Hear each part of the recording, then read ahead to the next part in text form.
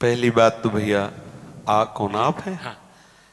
मतलब ये प्रश्न पर्सनल आपका है या किसी और के लिए? हाँ, क्योंकि हमारे यहाँ पर्सनल ही वार्ता होती, लोक व्यवहार की नहीं।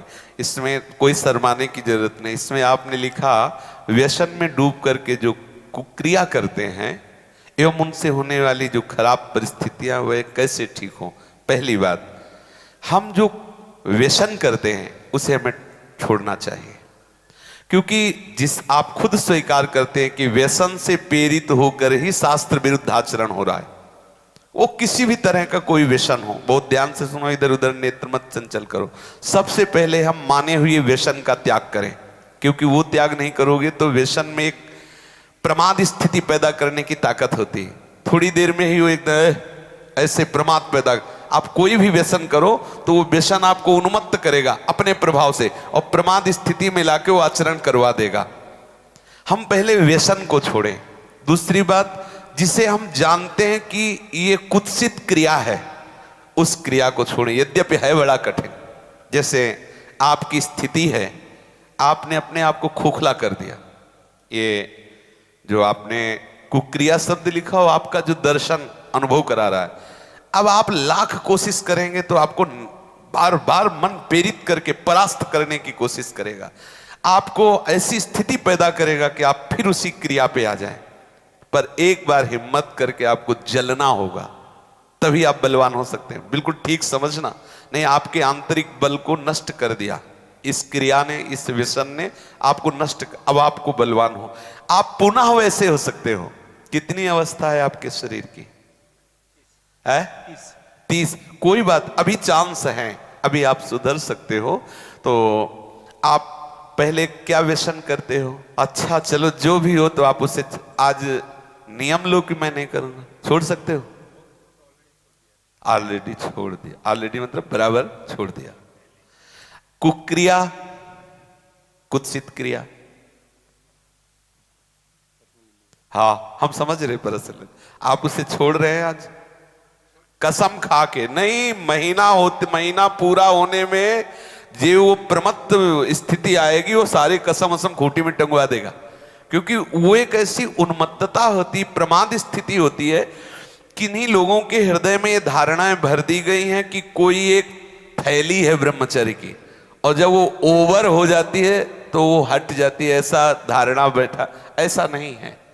जिन लोगों को ऐसा लगता है कि ये ब्रह्मचर्य रहा ही नहीं जा सकता, जिन लोगों को ये भावना है कि ये नष्ट ही हो जाएगा, कह रहे कि जैसे अपने लोग कसम खा लें कि हम ऐसा नहीं करेंगे, तो 2 दिन 4 दिन का जो आपका अभ्यास है वो तो आप रोकेंगे, लेकिन जब वो महीना 15 दिन होगा तो आपके अंदर फिर प्रमाद स्थिति आएगी। अगर उस स्थिति में आप क्रिया ना करें, कुछ दिन सह जाएं, तो उसका कुछ दिन जो आपका अभ्यास रहा है वो आपको भ्रष्ट करता रहेगा स्वाभाविक बिना क्रिया। तो आपको घबराना नहीं है, आप धीरे धीरे क्रमशः ठीक हो जाएंगे।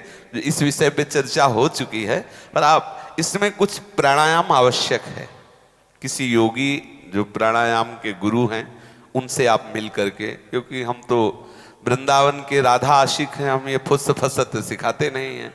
तो किसी योगी से प्राणायाम कुछ सीख लें, और कुछ व्यायाम, देहाती व्यायाम जैसे दंड बैठक, दौड़ लगाना आदि को, मतलब हमारी प्राण शक्ति को थोड़ा सा व्यायाम के द्वारा एक बल मिलता है।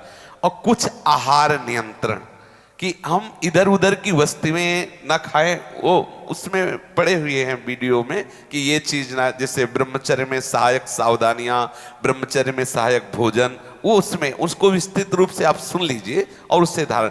मुख्य बात है चिंतन बदलना, ये सब गौड़ बात है, मुख्य बात है चिंतन बदलना। यदि हमारा चिंतन विषय लोलुप बना रहा तो चाहे जितना सात्विक भोजन करो, चाहे जितना आप नहाओ धो पवित्र व्यायाम सब, लेकिन आप रोक नहीं सकते, क्योंकि चिंतन है।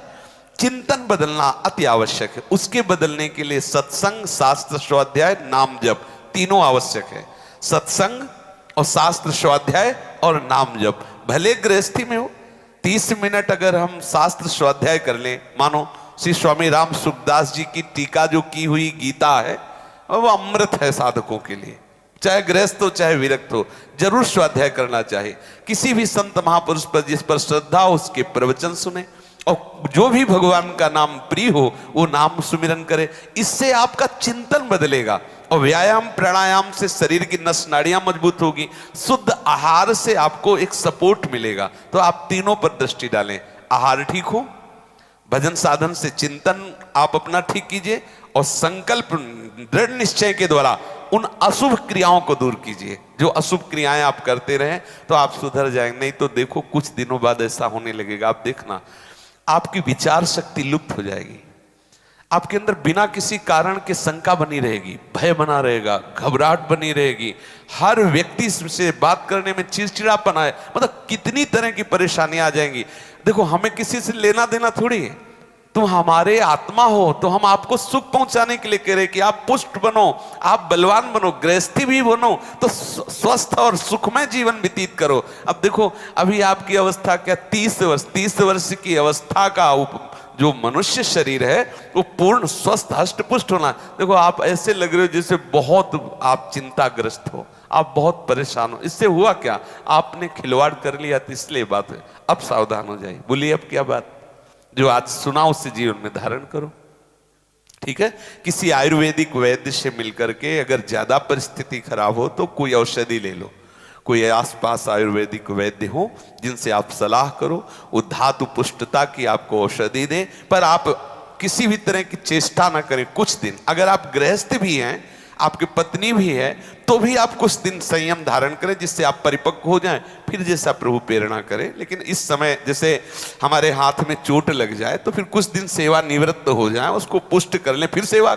ऐसे ही गृहस्थ धर्म में भी यदि हम बहुत ब्रह्मचर्यहीन हो चुके हैं तो थोड़ा थोड़ा ब्रह्मचर्य का अभ्यास करके हम पुष्ट बने, तो फिर हम आगे गृहस्थ धर्म का निर्वाह कर सकते हैं। समझ रहे?